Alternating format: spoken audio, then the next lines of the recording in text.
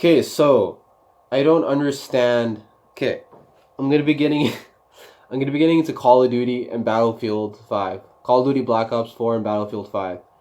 And there's this huge I don't even know I don't remember the last time where Call of Duty and Black Ops have been this head to head with the fans. And some people don't know if they should buy Battlefield. That some people don't know if they should buy Call of Duty. Okay, I'm about to tear apart both of the games in a good way and a bad way. I'm gonna give you the negatives and positives. And this is coming from someone that hasn't played the beta. So, and obviously there's no Battlefield beta yet. I haven't played the Call of Duty beta. I'm not about to pre-order the Call of Duty game. I made an entire rant video on the trailer for Black Ops 4, the multiplayer trailer when that came out. But okay, let's talk about Call of Duty first. So this game, from what I know, it looks like what Call of Duty Black Ops 3 should have been. And what I mean by that it's boots on the ground. Like there's no jetpacks, there's no wall running. There's really none of that. There's that grapple hook you can do, which I don't know if it should be in the game or not. I don't think it takes away from the game too much. It actually just adds something kind of cool. And I think it should be an ability. Maybe you shouldn't be able to do it all the time. I don't know. So obviously the health system's different. You have to inject yourself with the health. That's kind of cool. And there's a couple other things that they added that are good. The graphics don't look amazing. They look like Black Ops 3, maybe. There's zombies. Obviously, it's no campaign. So, taking away the campaign was the worst thing they could have done. I understand. I feel like if the campaign would have been in the game, their excuse would have been like, well, maybe it's going to be 2 discs. Because if you really think about it, if they have a blackout mode, which is the Battle Royale mode, they would have the campaign, and then they would have the multiplayer, and then the zombies. See what I'm saying? I feel like that'd be too much to handle in 1 disc. And I don't know if that's them being lazy. I think it is. They could have easily added the campaign. So this doesn't really feel like Black Ops 4. You shouldn't tag on the name Black Ops 4. Just call it something else. Call it a Call of Duty. Hell, maybe just call it Call of Duty. It's just Call of Duty Online. Maybe call it that. Call of Duty. Just think of a different name. But don't call it Black Ops 4. Like, it doesn't go with the Black Ops storyline. So, like, why would you call it Black Ops 4? It doesn't make sense to me. It's like the new God of War. They just called it God of War. They could have called it God of War 4. But they realized it's a different, it's a new beginning for Kratos. But that's another story. So they could have just called it Call of Duty probably. It would have been fine. I don't know. So that's that. Okay, so it looks like a mixture between Black Ops 3 and Black Ops 2. Black Ops 2 because it's still futuristic and boots on the ground, and Black Ops 2 because it's a little bit futuristic as far as the weapons and perks go, and then combining like the grapple and whatever else. So that's good in my opinion because Black Ops 2 is still probably my favorite COD since, well, I guess since the Modern Warfare. I think the Modern Warfare games are the best still. And then I'd say Black Ops 1, Black Ops 2. And I thought Advanced Warfare was solid. A lot of people might not like that. But it's whatever. I want to talk about Black Ops. So, being that there's no campaign in the game, I can live with it because the multiplayer has to be good. It sucks it doesn't have a campaign. It really does. But the last Black Ops campaign sucked. It was the worst campaign in Call of Duty history, in my opinion. So the Blackout mode, I'm not a huge fan of Battle Royale. I don't think I am anyways. Maybe Call of Duty will make my mind change. I'm not sure. But yeah, so I think the one thing that they're really missing obviously is the campaign. So I might give it a chance even though I really hated the multiplayer reveal and I thought it was just the same old crap, which it kind of did look like. But then I realized I'm like, hold on here. They're giving us kind of what we want. Maybe they're not giving us a campaign, but they're giving us boots on the ground, like kind of like they did with World War II, which I didn't play. Um, the last Call of Duty I actually bought was Black Ops 3. I sold it after 3 months because I didn't like it. The hit detection was terrible and everything. But they're giving us what we want, so I can't completely hate on it. They're just not giving us a campaign, and I think the fans actually spoke this time. They better not tag on the campaign with DLC or something. That's going to be ridiculous if they do that. If they do that, I'm probably never playing Call of Duty again because then it's just a money grab.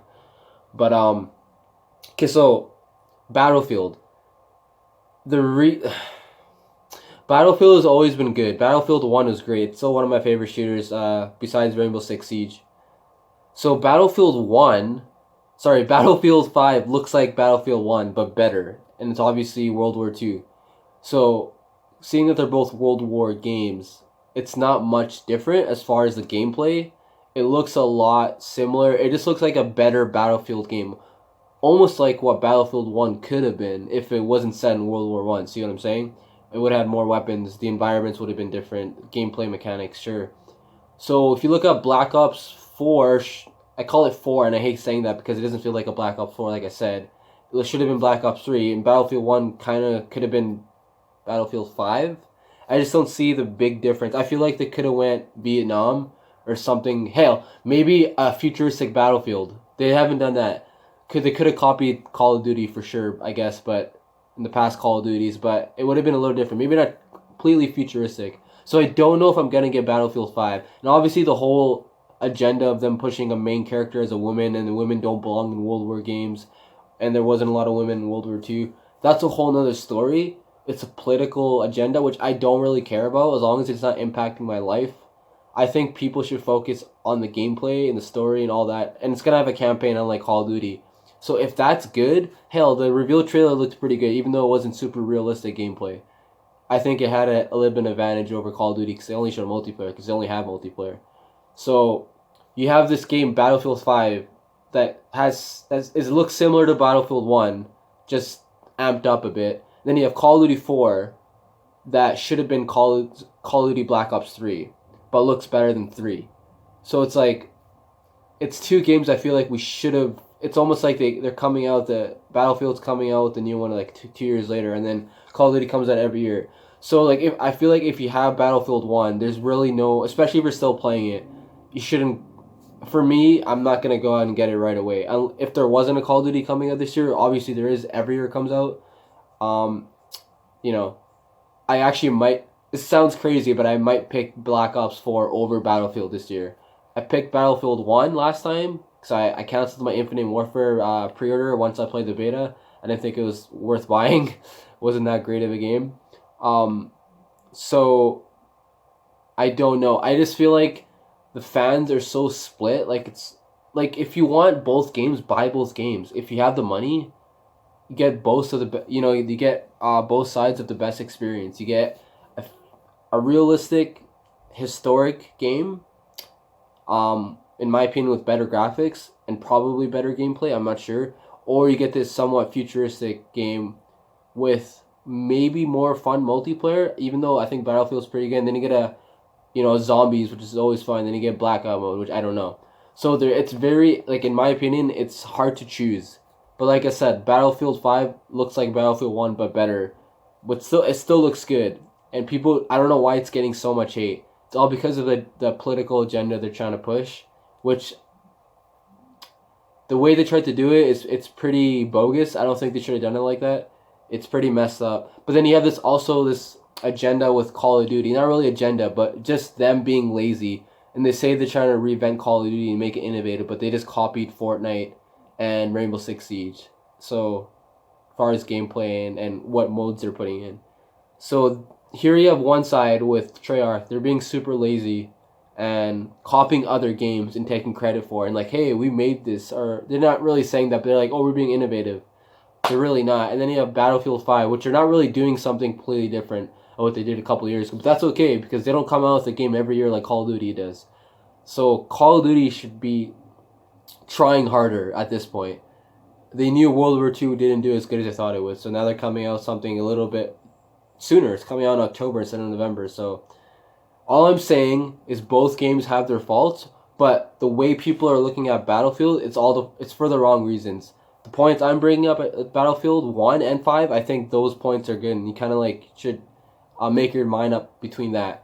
And then you have the good side that Call of Duty Black Ops kind of looks like 2 mixed with 3, and should have been 3.